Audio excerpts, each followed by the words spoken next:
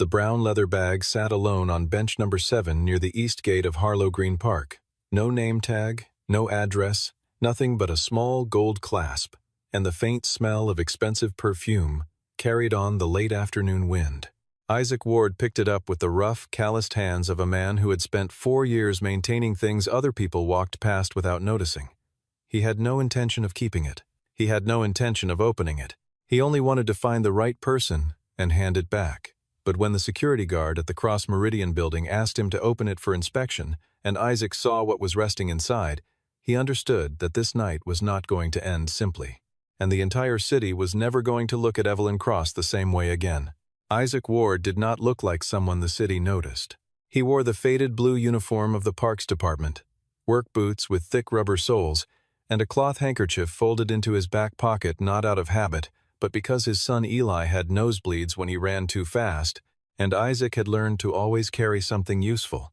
It was 5:45 on a Wednesday in late October. The last visitors had filtered out of Harlow Green Park an hour ago, leaving behind empty juice boxes, a forgotten plastic shovel near the sandbox, and the kind of quiet that only large outdoor spaces hold at the end of the day. Isaac moved along the eastern path with a trash picker and a canvas bag, checking the lampposts one by one, the way he did every evening before logging out. He was not hurrying. He was never hurrying. He was the kind of man who did his job fully, or not at all. Eli was sitting on the low concrete step outside the small maintenance shed near the park's back corner, the way he did every afternoon after school. He was 7 years old, with a gap between his front teeth and a tendency to chew on the end of whatever pencil he was holding. That afternoon he was drawing in a spiral notebook, pressing hard enough that the lines showed through to the next page. Beside him on the ground, rolling back and forth on the uneven concrete, was a small blue toy car, the same one his mother had given him the Christmas before she died. Isaac checked his watch. 5:47. The corner grocery on Farrell Street closed at 6. He ran a quick mental calculation: milk, bread, maybe 1 apple for Eli's lunch tomorrow. He had just enough. If he skipped the coffee he usually bought on the way to his morning shift. He had been making that same calculation for 2 years. He had stopped feeling sorry for himself about it after the first 3 months. There was too much else to tend to, and self-pity had a way of eating the hours you needed for other things. Diana had died on a Tuesday morning in November, 2 years ago. A car accident on the eastbound overpass. Not her fault, nothing she could have done differently. She had been 30 years old. Isaac had spent her last 3 months in the hospital beside her, sitting in the plastic chair by the window and reading aloud from whatever paperback Eli had left on the side table, and when she was gone, he had taken Eli home, looked at his son's face in the morning light, and decided that grief would have to find a place in the corners of things rather than at the center. There was a child who needed breakfast. There was rent. There was a job to go to. You kept moving because there was someone beside you who needed you to keep moving, and that was a reason as honest as any other. He had not been back to bench number 7 since the afternoon. Diana sat there with Eli the last summer she was healthy, watching the pigeons and drinking lemonade from paper cups. He walked past it every evening on his final sweep. He had never once sat down on it. Some things you preserved by staying a careful distance away. That evening, on his final loop before clocking out, Isaac saw the bag. It was sitting upright on the wooden slats of bench number 7, positioned neatly as though someone had set it down intending to return in a moment. A cognac-brown leather tote, the kind made by people who understood that real quality does not need to announce itself. A small brass tag was threaded through the handle, no bigger than a business card. Isaac read the name, E. Cross, Cross Meridian Foundation. Below the name, a phone number. He picked it up. It was heavier than it looked. Eli appeared at his elbow. "What is that, Dad?" "Someone left it," Isaac said. "Is there money in it?" "It's not ours," Isaac said simply. "So we don't count it." He carried the bag to the maintenance shed, logged it in the property record book with the date, time, and location, then tried the number on the brass tag. It rang twice and connected to a recorded voicemail. He hung up. He found the Cross Meridian Foundation main number on a posted community notice pinned to the shed bulletin board. The foundation had donated the new water fountain near the park's west entrance and called the general line. A receptionist answered, took down his name, and the description of the item, and told him, in a tone that made clear she was doing him a favor by staying on the line, that someone from the office would follow up in the morning and that he should bring the bag in person to confirm his identity. Isaac thanked her. He wrote down the address. He hung up. Eli had already fallen asleep, curled on the old love seat in the corner of the shed by the time Isaac finished the paperwork. The blue car was tucked under Eli's arm. Isaac sat for a while in the quiet and looked at the leather bag locked in the cabinet across the room. That night, the main shed phone rang twice before midnight. Both times, the caller left no message. The Cross Meridian building stood at the corner of Wentworth Avenue and 53rd Street.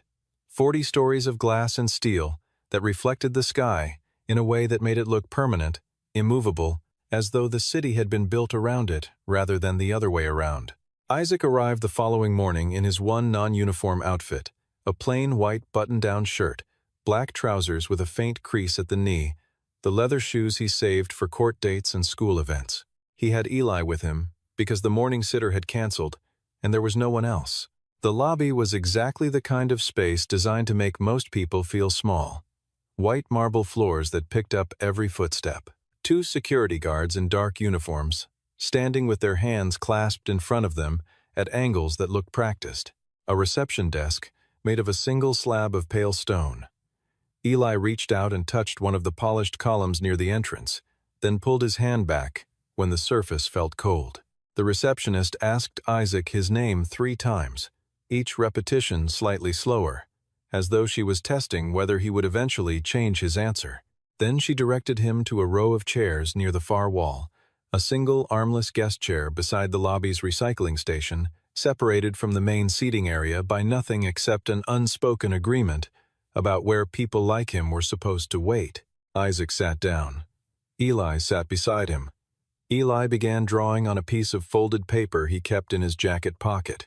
A man appeared from the elevator bank before Evelyn Cross did.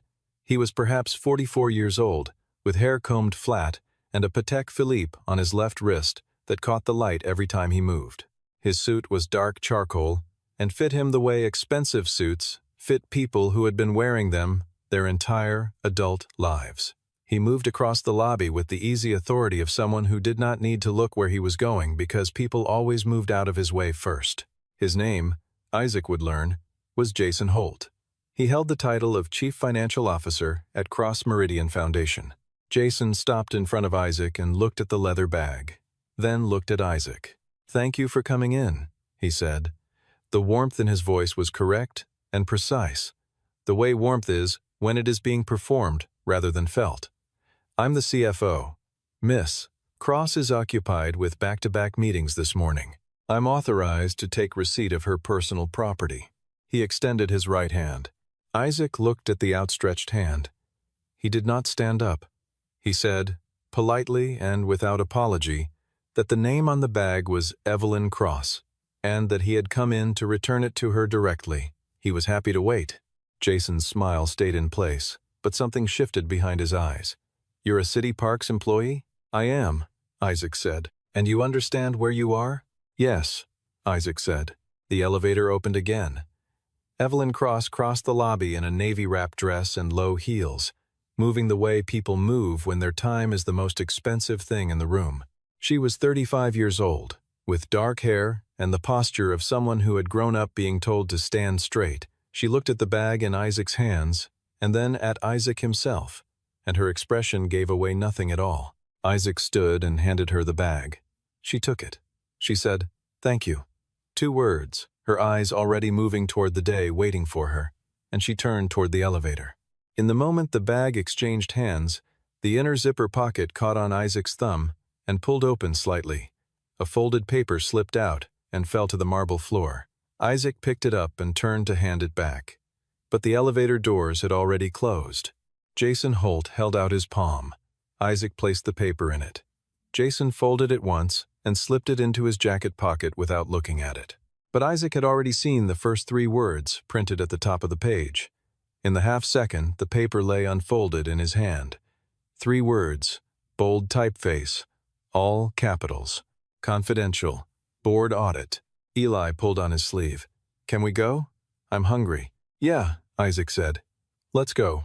On the crosstown bus, with Eli asleep against his shoulder, Isaac stared at the window and said nothing for a long time. He was not thinking about the 3 words printed at the top of that page. He was trying not to think about them. The truth was, the night before, when he had set the bag in the property cabinet, the inner zipper had already been partially open from the weight shifting during transport. He had not intended to look inside. He had reached in to secure the zipper, and in doing so had seen the contents spread slightly against the interior lining.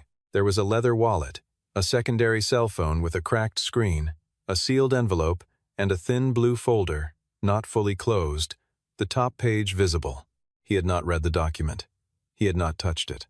But the page had been open, and the text was right in front of him, and human eyes are not cameras with shutters. They simply receive what is placed before them. A single line of figures. A number. $47,200,000. And beside it, in handwritten red ink, unauthorized transfer. Jason Holt, authorization. He had closed the zipper and locked the cabinet. He had told himself it was not his business. He was a Parks employee. He had a son. He had managed to keep a steady job and a paid rent and a child who still smiled, and he was not going to throw that into traffic over something he had seen by accident. But on that bus, he thought about the Cross Meridian Children's Health Initiative logo he had seen every single day for 3 years laminated and taped to the wall of the pediatric ward at St. Albans Medical Center. He remembered the morning a nurse had pulled him aside and told him, quietly, that an anonymous grant from the Cross Meridian Foundation had covered the gap in Diana's final billing cycle. He had never known who made that decision or why. He had only been grateful in the way that people are grateful when they have nothing left to offer in return. $47 million. From a children's health fund. He looked at his son sleeping against his arm, the blue car held loosely in one small fist. Sometimes you see something, Isaac said quietly, to no one, and you have to decide whether you're going to pretend you didn't. 2 days passed. Isaac returned to his shifts, raked the elm leaves from the east path, replaced a broken plank on the bridge over the drainage channel, and signed off on the October maintenance log. Eli drew more pictures in his spiral notebook and asked for French toast on Thursday morning, and got it because Isaac had bought a half-dozen eggs on sale. On Thursday afternoon, a man appeared on the path near the maintenance shed. He was not wearing a suit jacket. His collar was open. He looked like someone who had dressed carefully to appear casual. Isaac recognized him immediately. Jason Holt sat down on the bench nearest the shed and waited without speaking until Isaac set down his equipment and looked at him directly. "What did you see in that bag?" Jason asked. The question was conversational. That was the most dangerous part of it. "I returned the bag," Isaac said. "That's the whole story. I think you might have seen something you didn't intend to see. I'm not accusing you. I'm simply asking." Isaac said nothing. Jason produced a plain white envelope from his jacket and placed it on the bench between them. $15,000, he said, "for your household expenses, for your son. No conditions, no follow-up, no record. You don't have to do anything. You don't have to say anything. You simply continue your life." Isaac looked at the envelope. He looked at Jason. He did not pick it up. Jason left the envelope on the bench and leaned back slightly, and then he said, in a quieter and more careful voice, the name of the elementary school Eli attended. He mentioned the number of the bus route Eli took home on Tuesdays and Thursdays. He noted that Isaac's evening shift ended at 6, and that the maintenance shed was in a section of the park not covered by the municipal camera grid. He said none of this as a threat. He said it the way a person recites information simply, accurately, to demonstrate that the information exists. Isaac stood up slowly. His hand was still holding the pruning shears he had set down a few minutes before. "You just told me everything I needed to know," he said. Jason picked up the envelope. He left the way he had come, through the east gate, not hurrying. After he was gone, Isaac took his phone from his pocket and looked up the Cross Meridian Foundation staff directory on the city business portal. He found the name Grace Adler, listed as executive assistant to the CEO. He called the main line, asked for Grace Adler, and left a message when her voicemail picked up. He said his name clearly. He said he needed to speak with Miss Cross. Not about the bag, about the man who had come to see him after he returned the bag. That evening, Isaac checked the door lock twice before bed. Eli was watching him from across the kitchen. "Are you scared, Dad?" "No," Isaac said, testing the bolt a second time. "I'm being careful. There's a difference." Grace Adler received the message the following morning and brought it to Evelyn Cross before the first scheduled meeting of the day. Evelyn read the name, read the message, set the paper down, and said nothing for a moment. Then she read it again. She had known about the audit report for 6 weeks. She had been building the case carefully.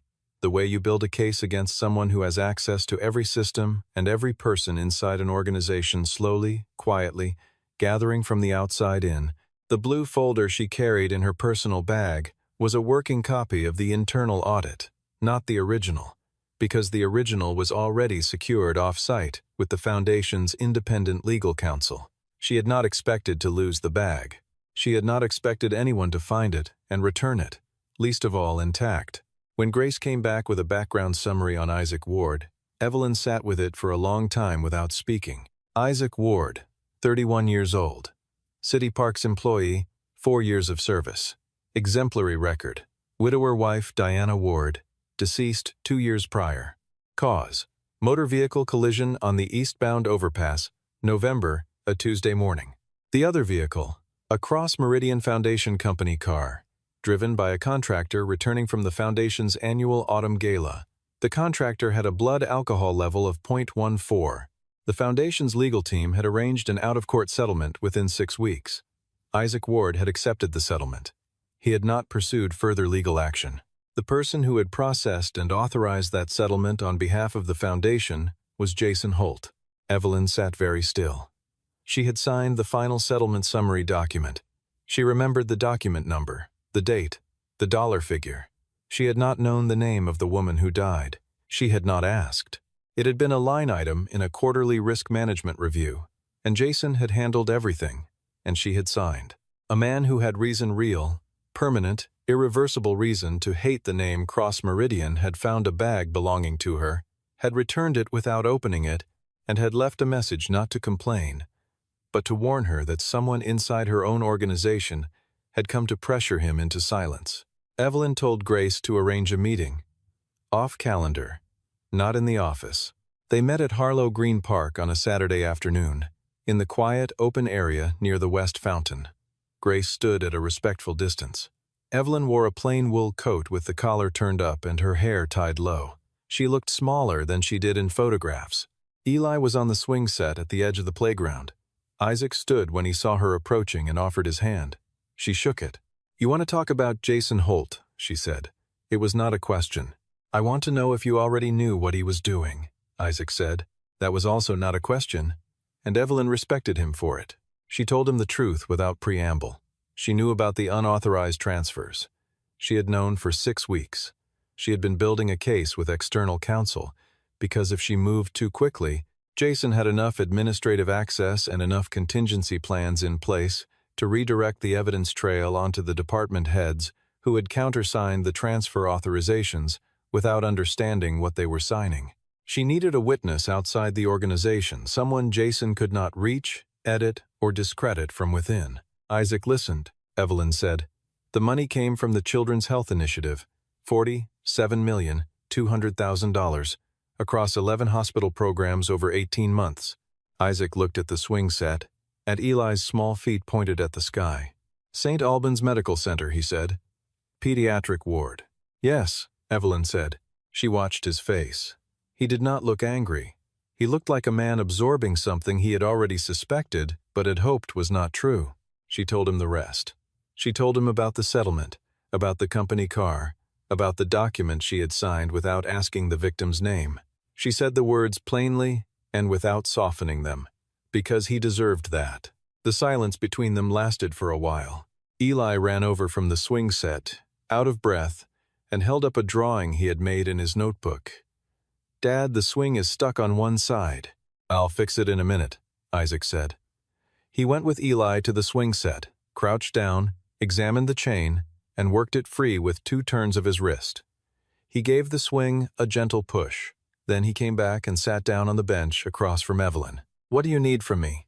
He said. She told him, a sworn statement, notarized, describing what he had seen, the date, The time, the location of the bag, the contents visible when the zipper shifted, the specific text he had read. He was an independent witness, with no internal stake, no professional connection to the foundation, no prior relationship with any of the parties. Jason had already built a legal counterargument based on the claim that no outside witness existed. Isaac's statement would dismantle that claim before it could be used. Isaac nodded once. He said he would do it. She asked if he wanted to know why she was asking someone in his position, given everything the foundation had done to his family, to help protect her. He thought about that for a moment. He said, "Because it's not about your foundation. It's about 11 hospitals and the kids in them. I didn't need you to be perfect. I just needed you to be trying to fix it." Evelyn Cross had not cried in front of anyone in 3 years. She did not cry then, but she was quiet for a moment longer than she needed to be. The prepared statement took 3 days to complete with the foundation's external legal team.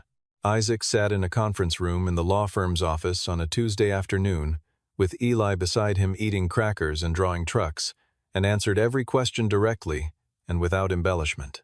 He stated what he had seen, and only what he had seen: the position of the bag, the time it was found, the way the contents were visible when the zipper shifted, the specific figures, and handwritten notation on the top page. He did not speculate about intent. He did not characterize Jason Holt's behavior. He described what was in front of him. That was all that was asked of him, and he did it completely.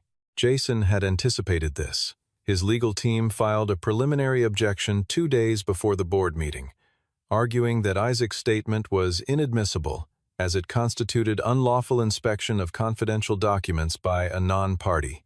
The argument was detailed and well-constructed and would have created real procedural difficulty if it had been the only challenge facing Jason Holt that morning. It was not. The Cross Meridian Foundation emergency board meeting convened at 9 in the morning on the 38th floor, in a glass-walled conference room from which you could see 3 bridges and the Gray River between them. 12 voting board members were seated at the long table. Jason Holt sat on the left side, flanked by his own legal counsel. He was composed and well-dressed, and gave the impression of a man who believed the mathematics still worked in his favor. Isaac sat in the witness chair at the near end of the table. He was wearing the same white shirt. He had brought nothing to hold. Jason's attorney moved immediately. "With respect to the board, the witness before you today has no relevant professional credentials, no standing in financial matters, and no basis for interpreting what he claims to have read. This testimony should be treated accordingly." Isaac turned slightly toward the speaker and said, in a level voice, "I don't need financial credentials to read a name and a number. I only need to know how to read." There was a pause at the table. One of the board members on the far end lowered his pen. Evelyn Cross stood at the head of the table and presented the evidence in sequence. First, the complete internal audit report, authenticated and certified by the external firm. Second, the records of all 47 transfer authorizations over the 18-month period, each one bearing Jason Holt's digital signature and a secondary approval code, issued exclusively from his administrative login. Third, the backup server archive email. The email had been sent by Jason Holt to an outside financial intermediary 48 hours before Isaac returned the bag to the building. The subject line read, "Processing Review." The final line of the message read, "Destroy file copies by Friday." The board chair set a printed copy of that email on the table in front of Jason Holt. Jason did not speak. His attorney began to object, paused, and did not finish the sentence. The board chair asked Jason to step outside the room while the independent audit team began their formal review. 2 building security officers positioned themselves on either side of the conference room door. Jason walked the length of the table toward the exit. He passed the chair where Isaac was sitting. He did not look at him. He did not say anything. He walked out of the room, and the door closed behind him. The story was on every news outlet by midday. The headline that spread fastest read, "Cross Meridian, CFO, charged in $47 million children's fund embezzlement." By evening, the number of hospitals affected had been confirmed. 11 pediatric programs across the city, 3 of which had already cut treatment capacity for uninsured children in the previous fiscal year, due to what they had been told were budget shortfalls from the foundation. The money had moved through a series of offshore transfer accounts. The process had been running for 18 months. Isaac's name appeared in the coverage before he knew it would. A reporter found him the following morning in the park. He was fixing the latch on the East Gate storage box. He said he had nothing to add beyond what was already in the public record. The reporter asked if he considered himself a hero. He thought about that for a moment, then said he had returned someone's bag and told the truth when asked. He picked up his tools and went back to work. Eli's teacher showed the class a news article the following afternoon. She asked Eli if the man in the photo was his father. Eli said yes and continued coloring the diagram of the water cycle she had drawn on the board.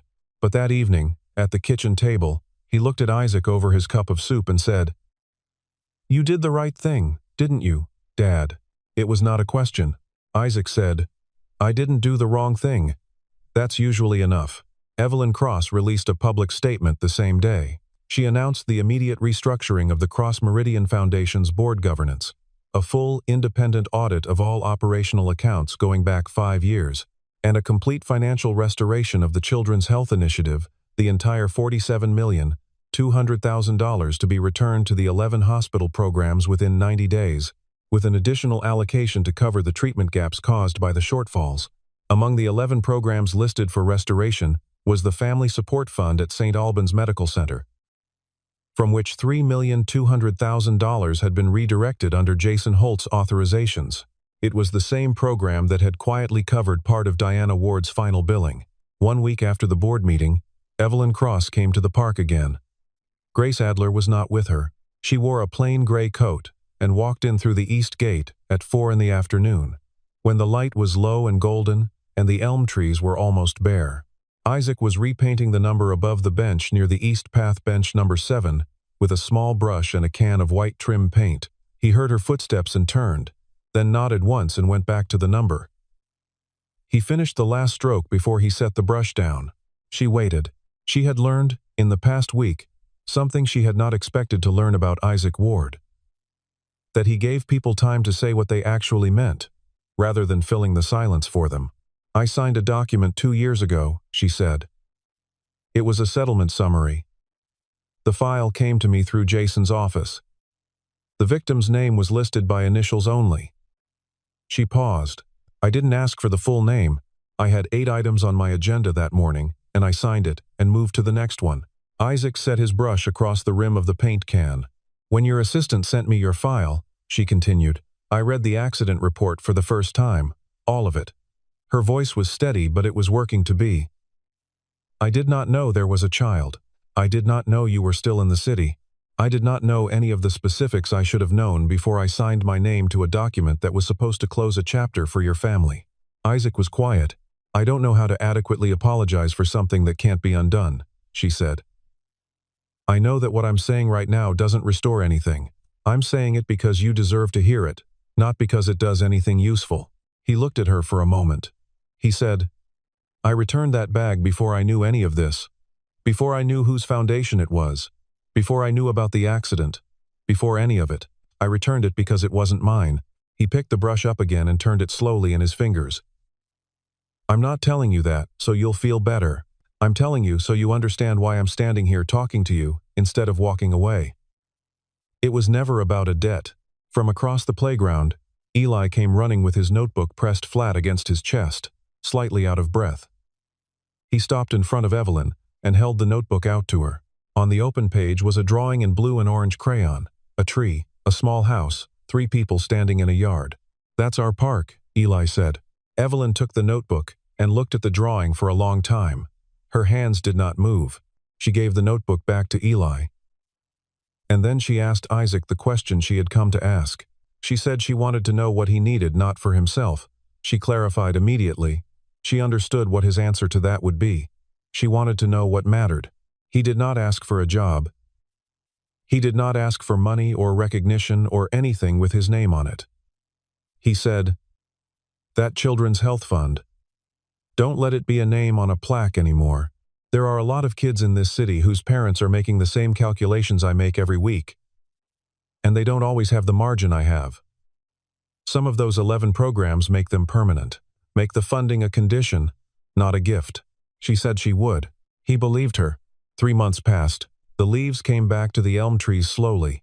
a faint green at the edges of the branches by early March, the kind of green that looks tentative at first and then suddenly, between one Tuesday and the next, is simply there. Isaac Ward was still at Harlow Green Park. His uniform was still faded at the left shoulder seam.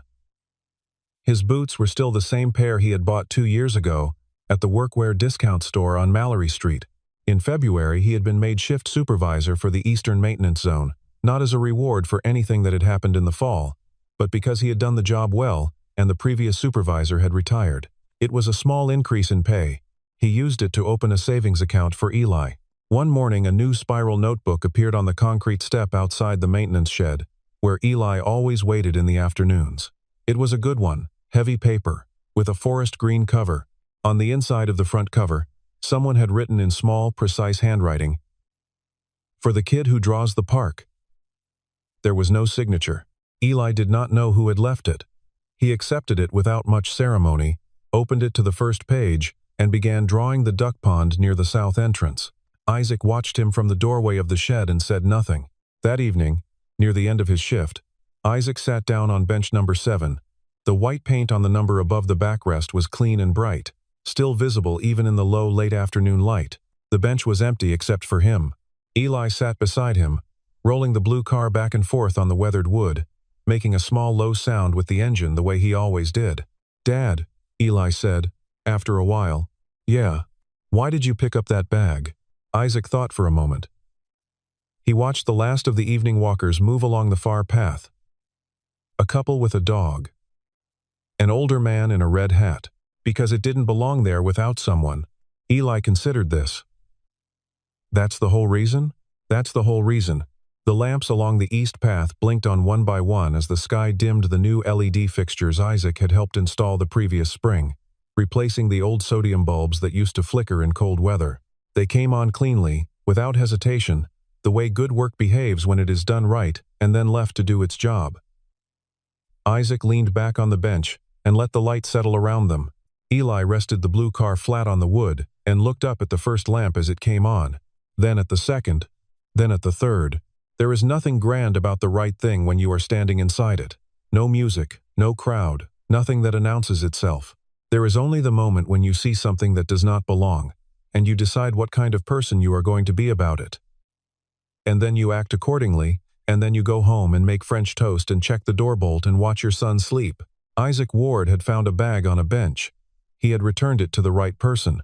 He had told the truth when it cost him something to tell it. He had not asked for anything in return, because the return was never the point. And in a city where $47 million had been quietly disappearing from the children who needed it most, one man in a faded blue uniform had simply refused to look the other way. Not because he was exceptional, not because he was brave in the way stories usually require, because the bag was not his. And that, in the end, was the whole reason.